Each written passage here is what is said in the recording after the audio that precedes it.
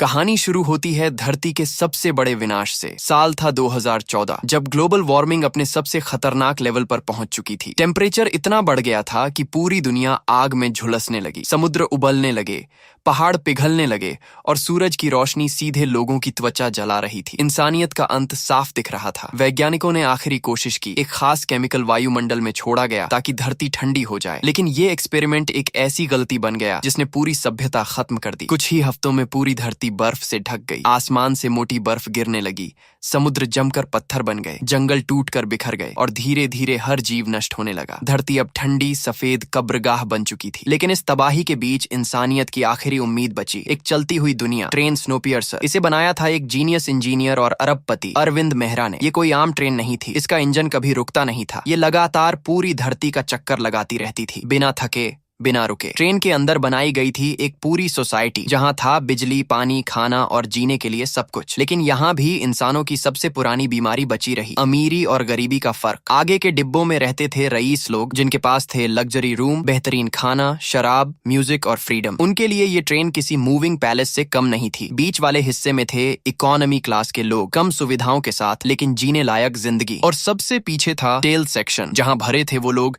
जिन्हें फ्री में अंदर जगह मिली थी। अंधेरे और भूख में घिरे की दुनिया देखने का हक तक नहीं था। ये हिस्सा किसी चलती हुई जेल जैसा था। और ट्रेन के सबसे आगे इंजन सेक्शन में रहता था वही आदमी जिसने इसे बनाया था, अरविंद मेहरा। अब वो खुद को भगवान मानता था। यही है स्नोपियर्सर की कहानी, एक ऐसी ट्रेन जो इंसानियत को बचाने के लिए बनी थी, लेकिन उसी के अंदर इंसानियत धीरे धीरे खत्म हो रही थी। विल्फर्ड इंजन सेक्शन में बैठकर पूरी ट्रेन यानी इस चलती हुई मिनी वर्ल्ड को कंट्रोल करता था। यहाँ सब था, बिजली, पानी, स्वादिष्ट खाना और फर्स्ट ऑफ इकोनॉमी क्लास के बच्चों के लिए स्कूल तक। लेकिन ये सारी सुविधाएं सिर्फ अमीर और मिडिल क्लास के लिए थीं। पीछे के टेल सेक्शन वालों के लिए बस अंधेरा, गंदगी और वही घिनौना प्रोटीन बार था। ये ट्रेन कभी रुकती नहीं थी, दिन रात चलती रहती थी। धरती का पूरा एक चक्कर लगाने में इसे ठीक 1 साल लगता था। और जब भी ये कातेना ब्रिज से गुजरती, लोग नए साल की शुरुआत मानते। ये ब्रिज उनकी जिंदगी का टाइम कीपर था। कहानी पहुंचती है साल 2031 में। उस दिन 2 गार्ड्स टेल सेक्शन में आए, लेकिन इस बार खाना बांटने या सजा देने के लिए नहीं, बल्कि उन्हें चाहिए था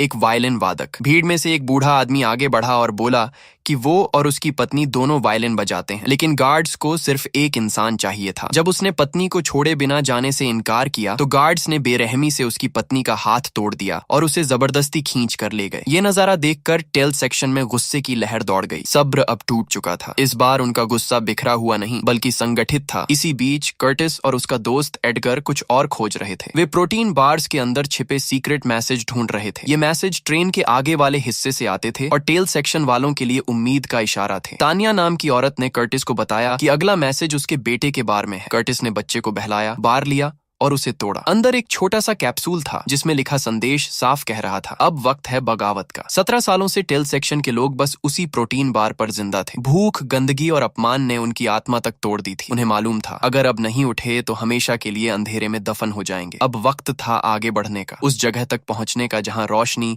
आजादी और जिंदगी थी। लेकिन ये रास्ता आसान नहीं था। 17 सालों में 2 बार उन्होंने कोशिश की थी और दोनों बार बेरहमी से कुचल दिए गए थे। इस बार सबकी निगाहें कर्टिस पर थीं। वो लीडर था, इवन अगर वो खुद ये मानने को तैयार नहीं था। उसके अंदर छुपा था एक अतीत, एक ऐसा दर्द जो उसे पीछे खींचता था। लेकिन अब वक्त आ चुका था कि वो उस अतीत को छोड़कर इंसानियत के लिए आगे बढ़े। कर्टिस ने वो गुप्त संदेश गिलियम को दिखाया। गिलियम टेल सेक्शन का सबसे बुजुर्ग और समझदार इंसान था। उसकी नजर में कर्टिस हमेशा से लीडर रहा था, भले ही कर्टिस खुद ये मानने को तैयार न हो। इस बार संदेश में एक नाम लिखा था, निखिल मेहरा, वही इंजीनियर जिसने ट्रेन का सिक्योरिटी सिस्टम डिजाइन किया था, लेकिन अब जेल सेक्शन में बंद पड़ा था तक पहुंचना। अगर इंजन हाथ में आ गया तो पूरी ट्रेन उनके कंट्रोल में होगी और जिंदगी हमेशा के लिए बदल सकती थी। उसी रात गार्ड्स और ट्रेन की सीईओ माया मेसन फिर टेल सेक्शन में पहुंचे। इस बार उनकी मांग थी बच्चे। गार्ड्स ने लाइन लगवाकर बच्चों की हाइट नापनी शुरू कर दी। तानिया और एंड्रयू ने अपने बच्चों टिमी और एंडी को छिपाने की कोशिश की, लेकिन गार्ड्स बेरहम थे। दोनों बच्चों को जबरदस्ती खींच लिया गया। गुस्से में एंड्रयू ने माया पर जूता फेंक दिया ताकि वो उनके बेटे को न ले जाए। माया बच्चों को लेकर चली गई, लेकिन थोड़ी देर बाद लौट आई। उसने वही जूता उठाया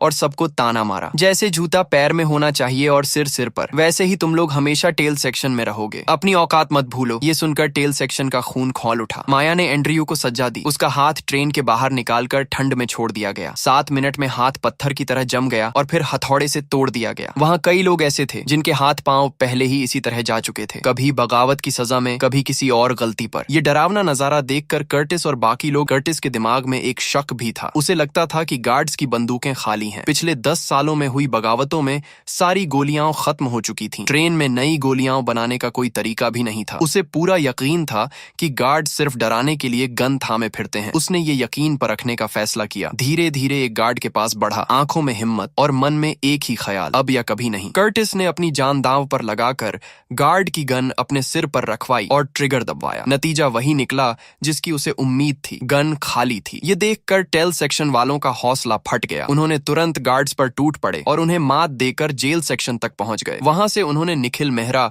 और उसकी बेटी योगिता को आजाद कराया। दोनों क्रोनोल नाम के ड्रग के आदी थे और सालों से स्लीप चैम्बर में बंद थे, जहां सजा पाए कैदियों को रखा जाता था। निखिल ने कर्टिस से डील की, हर दरवाजा खोलने के बदले उसे 2 क्रोनोल चाहिए होंगे। कर्टिस ने शर्त मान ली। योगिता में एक अजीब सा गुण था, वो दरवाजों के पीछे क्या है ये पहले से महसूस कर लेती थी। जब वे आगे बढ़े तो एक सेक्शन में बड़ी बड़ी खिड़कियां सामने आईं। 17 साल बाद थी। अगले डिब्बे में वे पहुंचे उस जगह जहाँ प्रोटीन बार्स बनाए जाते थे। कर्टिस ने मशीन में झांका और जो देखा उससे उसका दिल दहल गया। बार्स कॉकरोच पीस कर बनाए जा रहे थे। उसने ये सच छिपा लिया ताकि लोग टूट न जाएं। तभी उसे एक और मैसेज मिला। सिर्फ एक शब्द लिखा था, वाटर। इसका मतलब साफ था, अब उन्हें पानी सप्लाई सेक्शन पर कब्जा करना होगा। ये ट्रेन का सबसे अहम हिस्सा था। अगर वो इसे कंट्रोल कर लेते तो फर्स्ट क्लास और खुद विल्फर्ड को भी झुकना पड़ता। लेकिन आगे बढ़ना आसान नहीं था। जैसे ही निखिल अगला दरवाजा खोलने लगा, योग्यता ने खतरे का अंदेशा जताया। उसने कहा कि अंदर कुछ गड़बड़ है, मगर तब तक देर हो चुकी थी। दरवाजा खुलते ही सामने हथियार बंद गार्ड्स की पूरी फौज खड़ी थी। ये एक जाल था। भीषण लड़ाई छिड़ गई। तरह ये ब्रिज एक और साल बीतने का प्रतीक था, लेकिन इस बार इसका मतलब था एक और साल और एक और बगावत की शुरुआत। गार्ड्स जोर जोर से हैप्पी न्यू ईयर चिल्ला रहे थे, लेकिन अचानक ट्रैक पर जमी बर्फ की बड़ी चट्टान से ट्रेन बुरी तरह बागियों के सामने लड़ाई अब भी जान मौत का सवाल बनी हुई थी। इसी बीच मंत्री माया वहां पहुंची। उसने बागियों को ताने मारते हुए कहा कि उन्हें विल्फर्ड का शुक्रिया करना चाहिए जिसने उन्हें ट्रेन में जगह दी। उसने चेतावनी दी कि टेल सेक्शन वाले अपनी औकात भूल रहे हैं और ट्रेन का बैलेंस बिगाड़ने की कोशिश कर रहे हैं। उसने गार्ड्स को आदेश दिया कि आबादी कंट्रोल करने के लिए टेल सेक्शन के करीब 24% लोगों को बचाया और टेल सेक्शन वाले सिर्फ गंदे और निकम्मे हैं। तानिया ने अपने बेटे टिमी की तस्वीर दिखाकर पूछा कि क्या किसी ने उसे देखा है। एक बच्चे ने बताया कि बच्चों को आगे ले जाया गया है। ट्रेन उस जगह से गुजर रही थी जहां पिछली बगावत के समय कुछ लोग कूद गए थे। बाहर की ठंड इतनी खतरनाक थी कि वे तुरंत जमकर मर गए। टीचर बच्चों को यही लाशें दिखाकर डराती थी, कहती थी कि अगर इंजन रुका तो सबकी यही हालत होगी। इसी दौरान एक आदमी अंडों की टोकरी लेकर आया। न्यू ईयर के नाम पर बच्चों को अंडे बांटे जाने लगे। टेल वालों को लगा कि अंडे और चिकन तो सालों पहले खत्म हो चुके हैं, इसलिए ये नजारा उनके लिए हैरान करने वाला। तभी गिरीश ने उसका चाकू छीन लिया और खुद का हाथ काट कर लोगों को दिया। उस बच्चे का नाम था एडगर। गिरीश की उस कुर्बानी ने बाकी लोगों को भी इंसानियत की याद दिलाई। करण आज तक खुद से नफरत करता है क्योंकि भूख ने उसकी इंसानियत छीन ली थी। कुछ महीनों बाद ही गार्ड्स प्रोटीन बार लेकर आए और तब से टेल सेक्शन वाले उसी पर जिंदा थे। नमन ने यह सब सुना और कहा, अब इंजन पर कब्जा करने का कोई मतलब नहीं। उसका असली प्लान था ट्रेन का दरवाजा खोलना। उसने बताया कि वह इतने सालों से क्रोनोल इसलिए जमा कर रहा था क्योंकि बड़ी मात्रा में यह विस्फोटक बन सकता है। साथ ही उसने प्लेन का मलबा देखा था। पहले उसका थोड़ा हिस्सा ही दिखता था, अब पूरा साफ नजर आता है। इसका मतलब है कि बर्फ धीरे धीरे पिघल रही है और शायद बाहर जिंदगी फिर से संभव हो। लेकिन करण को उसकी बात पर यकीन नहीं हुआ। उसे लगा कि क्रोनोल का नशा नमन के दिमाग पर हावी हो गया है। तभी अचानक विल्फर्ड की सेक्रेटरी वहां पहुंची और नमन को गोली मार दी। वह जमीन पर गिर पड़ा, दम तोड़ता हुआ। सेक्रेटरी करण को इंजन सेक्शन में ले गई। वहां खुद विल्फर्ड उसका इंतजार कर रहा था। उसने बताया कि इतने सालों से जो गुप्त मैसेज आ रहे थे वो उसी के भेजली भगत थी ताकि आबादी कंट्रोल में रहे और ट्रेन का संतुलन बिगड़े नहीं। लेकिन इस बार गिरीश ने विद्रोह रोकने से इनकार कर दिया था, इसलिए उसे खत्म करना पड़ा। विल्फर्ड ने करण को इंजन दिखाया और कहा कि अब वह बूढ़ा हो चुका है, अकेले ट्रेन नहीं चला सकता। उसने पेशकश की कि करण उसकी जगह लेकर पूरी ट्रेन संभाले। इसी बीच उसने आदेश दिया कि टेल सेक्शन के सिर्फ 18 लोग जिंदा छोड़कर बाकी सबको मार दिया जाए क्योंकि 18 साल पूरे हो चुके थे। करण ने सीसीटीवी पर देखा कि फ्रैंको पहले ही 64% टेल सेक्शन वालों को खत्म कर चुका है। विल्फर्ड ने समझाया कि सीमित संसाधनों के कारण ऐसे कठोर फैसले जरूरी हैं। इसी दौरान नमन और योगेश होश में आ गए। उन्होंने फर्स्ट क्लास के लोगों और फ्रैंको को खत्म करने की तैयारी की। योगेश ने इंजन का गेट खोला, विल्फर्ड के असिस्टेंट को मार मार डाला और क्रोनोल को ट्रेन के बाहर के दरवाजे पर फिट कर दिया। वह करण के पास माचरी से उतरकर टुकड़ों में बिखर गई। इस हादसे में लगभग सब मारे गए। सिर्फ टिमी और योगेश बच निकले। दोनों मलबे से बाहर आए और पहली बार धरती पर कदम रखा। चारों तरफ बर्फ थी, लेकिन दूर एक पहाड़ी पर उन्हें एक सफेद भालू नजर आया। यह इस बात का सबूत था कि बर्फ पिघल रही है और जिंदगी धीरे धीरे लौट रही है। यही कहानी खत्म होती है, ट्रेन के खात्मे के साथ, लेकिन इंसानियत की एक नई शुरुआत की उम्मीद के साथ।